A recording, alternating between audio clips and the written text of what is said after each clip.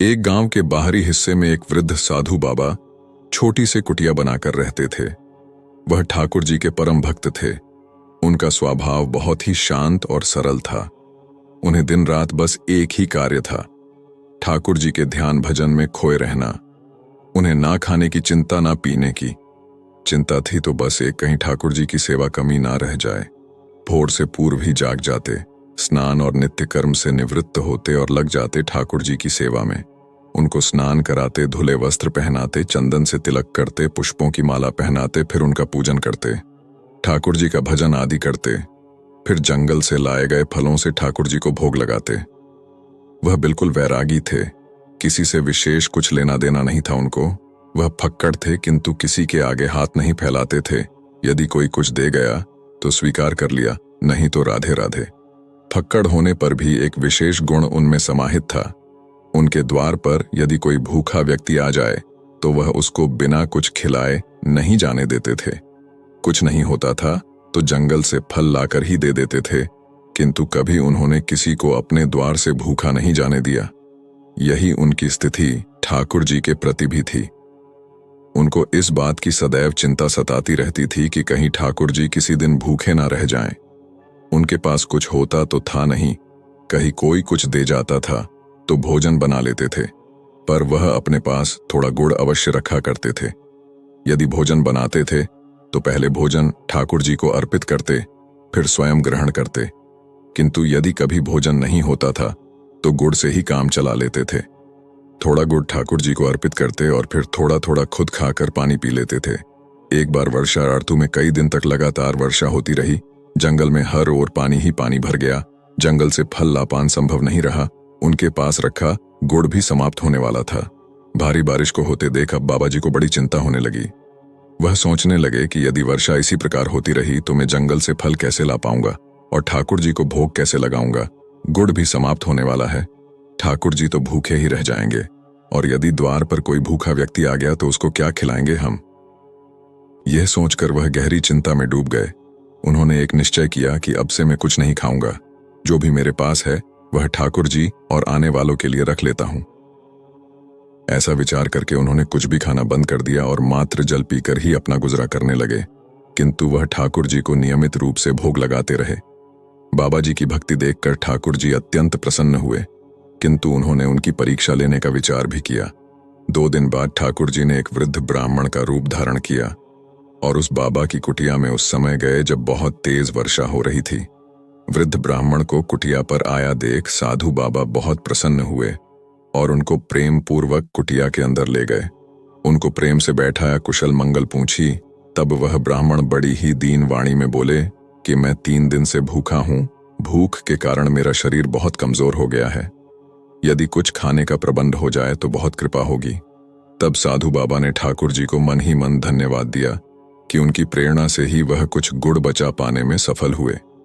वह बाबा स्वयं भी 3 दिन से भूखे थे, किंतु उन्होंने यथासंभव गुड़ और जल उन ब्राह्मण देव को अर्पित किया और कहा कि श्रीमान जी, इस समय तो इस कंगले के पास मात्र यही साधन उपलब्ध है, कृपया आप इसको ग्रहण करें। बाबा की निष्ठा देख ठाकुर जी अत्यंत प्रसन्न थे, किंतु उन्होंने अभी और परीक्षा लेने की ठानी। वह बोले, इससे मेरी भूख भला कैसे मिटेगी। यदि कुछ फल आदि का प्रबंध हो जाए तो मेरी भूख कुछ शांत होगी। अब बाबा जी बहुत चिंतित हुए।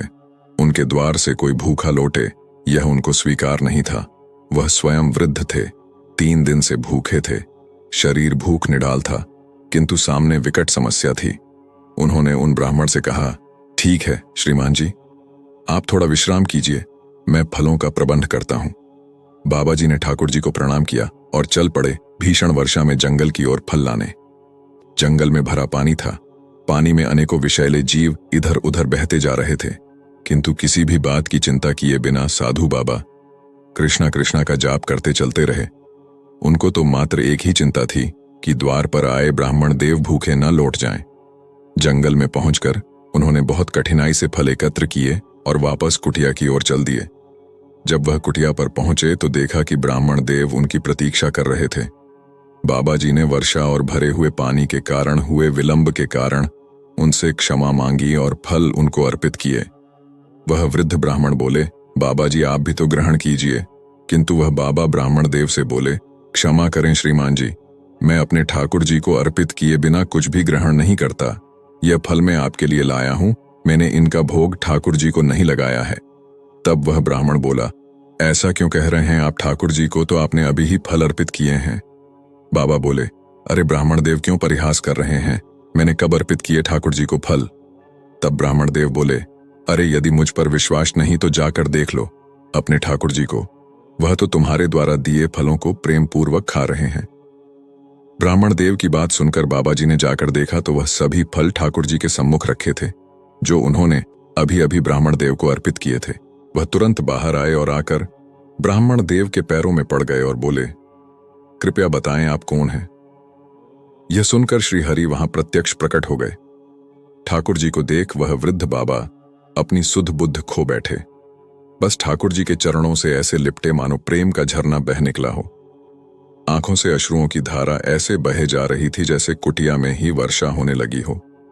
ठाकुर जी ने उनको प्रेम पूर्वक उठाया और बोले, तुम मेरे सच्चे भक्त हो, मैं तुम्हारी भक्ति, तुम्हारी निष्ठा और प्रेम से अभिभूत हूं। मैं तुम्हारी प्रत्येक इच्छा पूर्ण करूंगा, कहो क्या चाहते हो। किंतु साधु बाबा की तो मानो वाणी ही मारी गई हो, बस अश्रु ही बहे जा रहे थे और वाणी मौन थी।